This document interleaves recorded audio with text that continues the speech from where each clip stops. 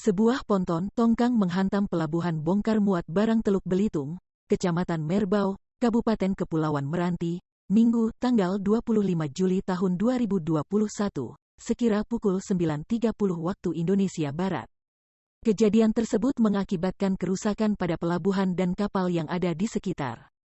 Hal tersebut diungkapkan Kapolsek Merbau Ibtu Pangaribuan saat dikonfirmasi Minggu, tanggal 25 Juli tahun 2021 siang. Diceritakannya kapal tugbuat bernama TB, Keladi dan ponton BG, Bukit Mandiri tidak bermuatan, dinahkodai oleh kapten kapal bernama Simon Sule berangkat dari Pelabuhan Pedas dan akan menuju Tanjung Balai Karimun. Namun pada saat melewati perairan Teluk Belitung nahkoda kapal menyandarkan tugibot di Pelabuhan Bongkar Muat Barang Kelurahan Teluk Belitung untuk mengambil surat persetujuan berlayar dari Syah Bandar Teluk Belitung.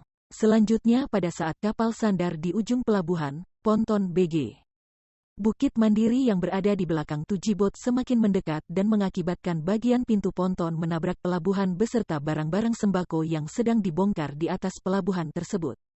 Ungkap Pangaribuan. Tidak ada korban jiwa dari kejadian tersebut, namun kerugian material diperkirakan mencapai 110 juta rupiah.